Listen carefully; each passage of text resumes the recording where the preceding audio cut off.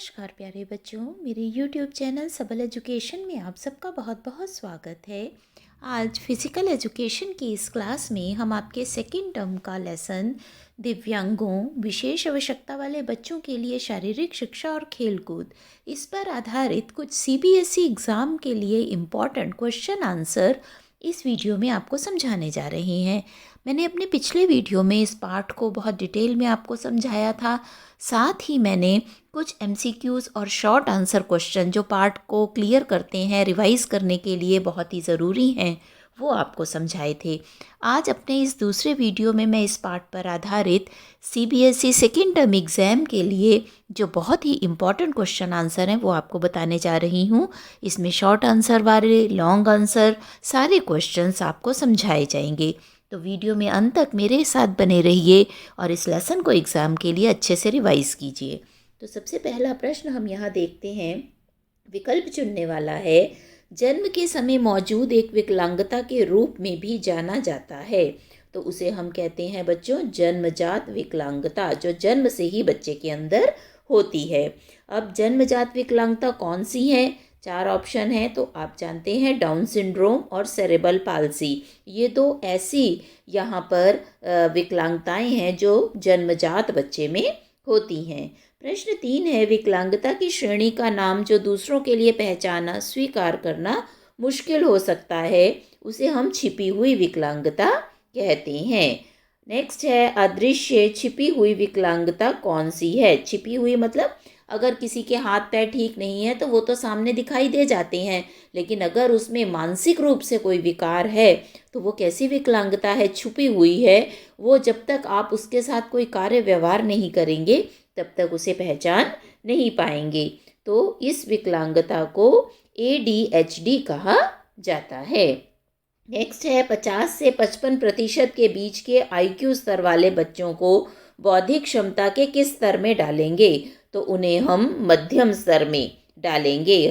तो जो बच्चे IQ मतलब जिनका सोचने, समझने, पढ़ने लिखने की चीज़ें जिन्हें कम समझ में आती हैं, कम याद रहती हैं, बुद्धि जिनकी, बौद्धिक मतलब बुद्धि रूप से जो अक्षम हैं, उन व्यक्तियों की 50 से 55% तक का जो IQ है उनका, उसे हम मध्यम श्रेणी में रखेंगे। नेक्स्ट है, अनुवांशिक विकार एक बौद्धिक विकलांगता में पाया जाता है, इसे निम्न से किस नाम से जाना जाता है? तो इसे ऑटिज्म के नाम से जाना जाता है। अनुवांशिक मतलब जो पीढ़ी दर पीढ़ी चलता है।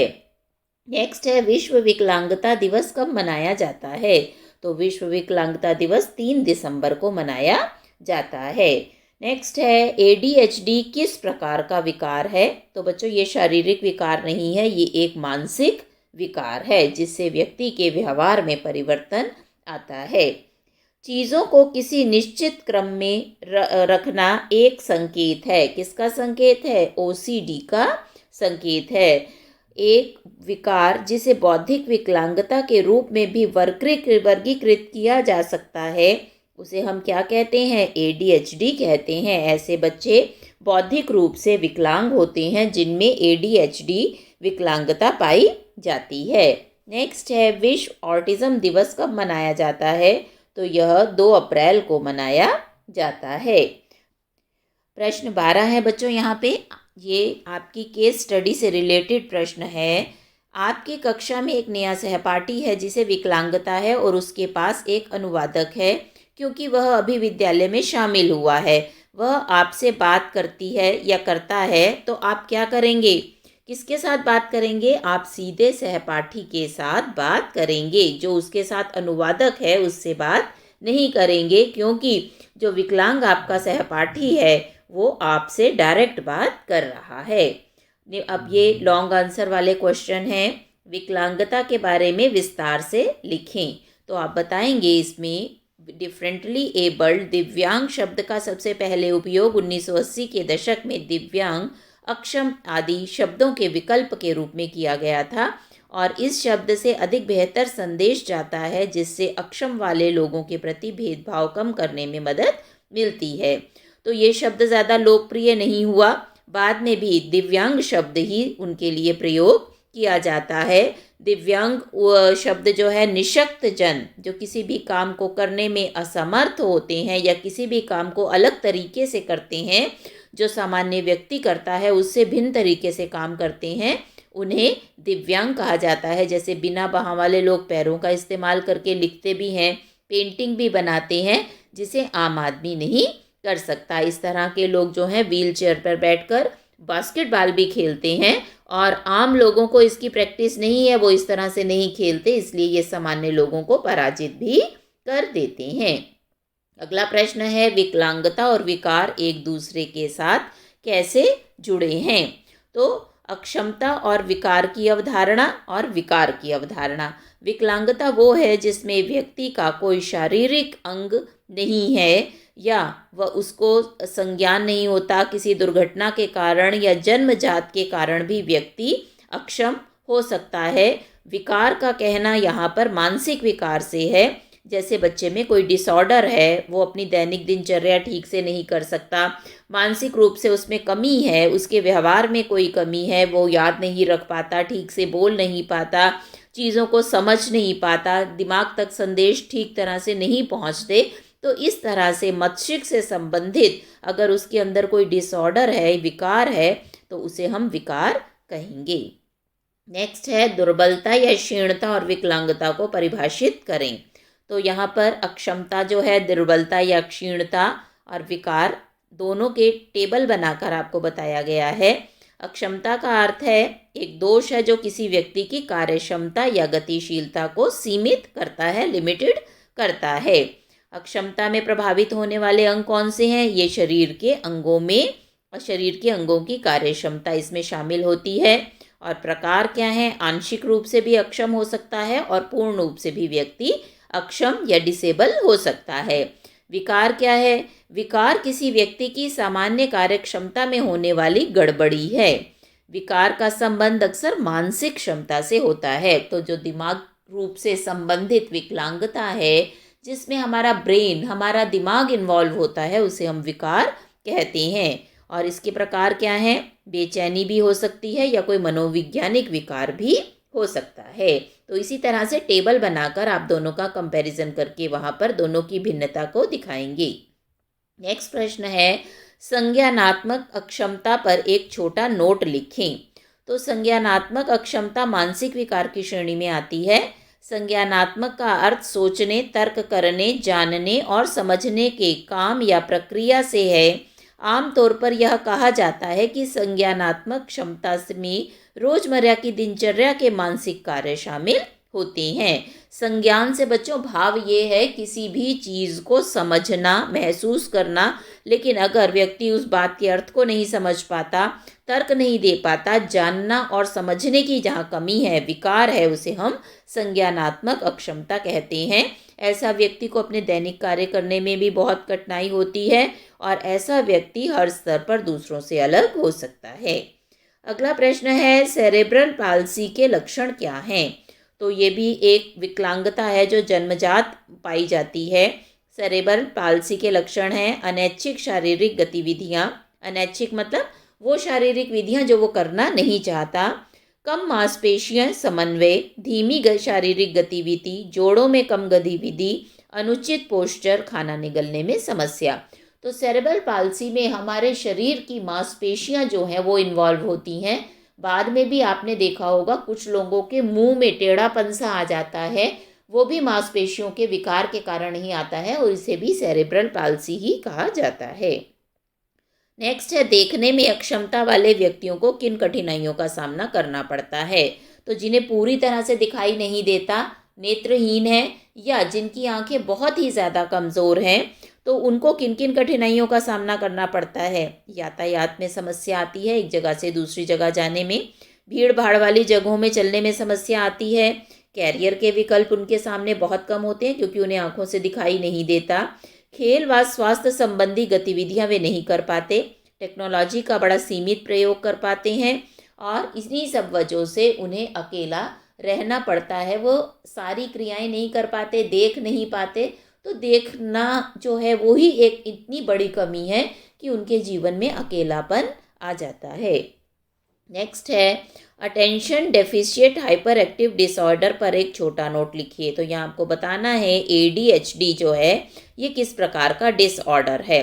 तो ये मस्तिष्क से, हमारे दिमाग से संबंधित है। इसमें ध्यान देने, एकाग्रता, स्मृति, गलतियों से सीखने, अति सक्रियता और सामाजिक कौशल जैसी कार्यक्षमता शामिल होती है।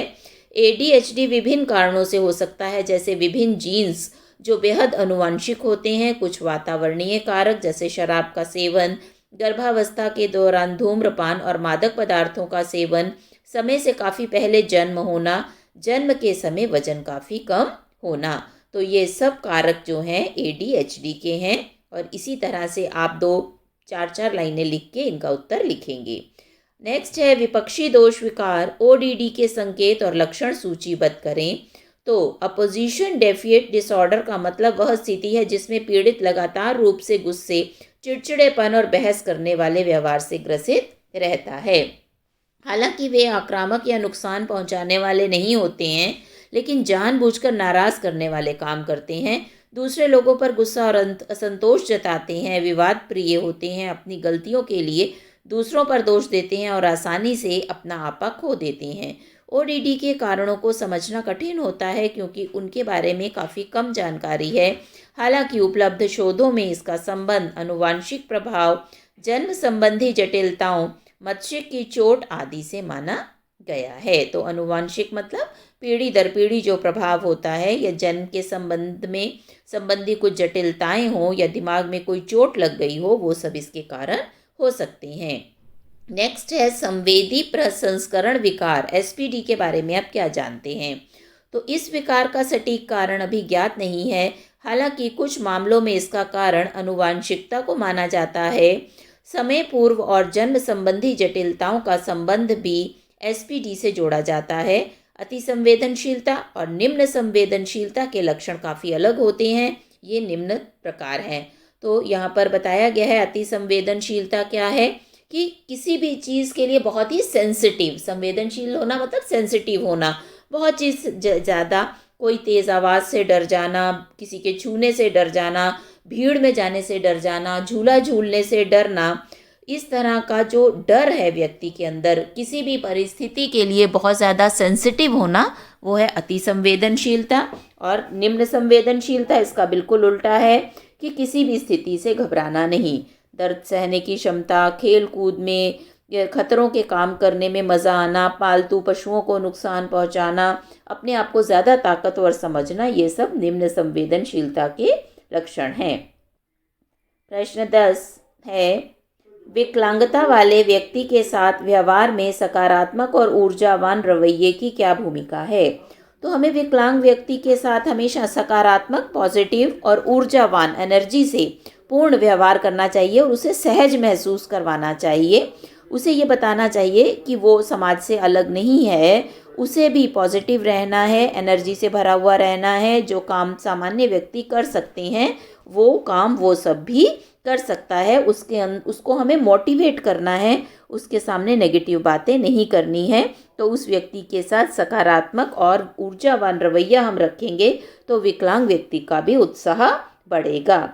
नेक्स्ट है आप विकलांग व्यक्ति को कैसे सहज महसूस करा सकते हैं। तो विकलांग व्यक्ति के साथ सामान्य व्यवहार करके उसे हम सहज महसूस करवा सकते हैं। जिस तरह से हम और लोगों के साथ व्यवहार करते हैं वैसा ही हमें व्यवहार विकलांग व्यक्तियों के साथ भी करना है और अपनी भाषा का और शिष्टाचार का बहुत ही ध्यान रखना है, जिससे कि उसके मन को किसी तरह की ठेस ना पहुँचे। नेक्स्ट क्वेश्चन है विकलांगता वाले व्यक्ति को स्वीकृति की भावना देने में विकलांगता शिष्टाचार की बड़ी भूमिका है, समझाओ कैसे। तो विकलांगता शिष्टाचार के नियमों का पालन कर एक विकलांग व्यक्ति को स्वीकृति भावना देने में आसानी होती है। जैसे अक्षमता वाले व्यक्ति से सीधे बात करना, अक्षम व्यक्ति को अपना और अपने साथियों का परिचय देना, बोलने में कठिनाई वाले व्यक्तियों को पूरे ध्यान और धैर्य से सुनना। अगर हम उनका मजाक उड़ाएंगे, उनकी विकलांगता को निग्लेक्ट करेंगे, उनकी तरफ ध्यान नहीं देंगे, अपने दोस्तों में ही बिजी रहेंगे, उनके साथ बातचीत नहीं करेंगे, तो ये क्या है, शिष्टाचार के बिल्कुल खिलाफ होगा, ये शिष्टाचार के नियमों के अगेंस्ट है। तो हमें विकलांग व्यक्तियों को समाज में पूरी तरह से स्वीकृति देनी है, उन्हें स्वीकार करना है। नेक्स्ट है, आप संज्ञानात्मक विकलांगता से पीड़ित एक सहपाठी के साथ कैसे संवाद करेंगे। तो संज्ञानात्मक का अर्थ सोचने, तर्क करने, जानने और समझने जैसी रोजाना दिनचर्या की प्रक्रियाएं शामिल हैं। संज्ञानात्मक अक्षमता से ग्रस्त व्यक्ति को इन सब दैनिक कार्यों को करने में कठिनाई महसूस होती है। ऐसे व्यक्तियों से संवाद करने के लिए ध्यान व धैर्य की ज़रूरत होती है। तो जिनको संज्ञानात्मक विकलांगता है उनके साथ हमें बहुत धैर्यपूर्वक व्यवहार करना है, क्योंकि अगर हम इरिटेट होंगे तो वो व्यक्ति जो है मानसिक रूप से और ज़्यादा कमज़ोर होता जाएगा, उसको आघात लगेगा, उसके अंदर और ज़्यादा नेगेटिविटी की फीलिंग आएंगी। तो हमें उसके उत्साह को बढ़ाना है, थोड़े धैर्य के साथ, पेशेंस के साथ काम लेना है। खेलों में भाग लेने से विकलांग व्यक्तियों को किस तरह के लाभ मिलते हैं। तो शारीरिक स्वास्थ्य का उनका स्तर बेहतर होता है, गतिविधि कौशल में विकास होता है, गतिविधि में सहायक चीज़ों जैसे तालमेल, लचीलेपन, मांसपेशियों की मजबूती, सहन क्षमता आदि में सुधार होता है, सामान्य मूड और संपूर्ण स्वास्थ्य बेहतर होता है, आत्मसम्मान, सामाजिक जागरूकता और आत्मविश्वास में सुधार होता है, तनाव, बेचैनी और दुख में कमी, और वो इसका सामना करने में सक्षम होते हैं। तो इस तरह से बच्चों एग्ज़ाम के लिए सीबीएसई आपके सेकेंड टर्म के पेपर के लिए जो बहुत ही इम्पॉर्टेंट क्वेश्चन इस पार्ट से संबंधित थे वो मैंने इस वीडियो में आपको समझाए। वीडियो अच्छा लगा हो तो इसे लाइक और शेयर कीजिए। अगर आपका कोई प्रश्न है तो आप कमेंट बॉक्स में उसे पूछ सकते हैं, मैं उसका उत्तर देने की कोशिश करूँगी। इसको अधिक और समझने के लिए जो मेरा पहला वीडियो है उसका लिंक मैं डिस्क्रिप्शन बॉक्स में डाल दूँगी, उसे भी आप देखिए, जिससे ये सब पार्ट आपके साथ और ज़्यादा अच्छे से रिवाइज़ आपका हो सके। मेरे चैनल को सब्सक्राइब कीजिए। मेरे साथ बने रहने के लिए बहुत बहुत धन्यवाद।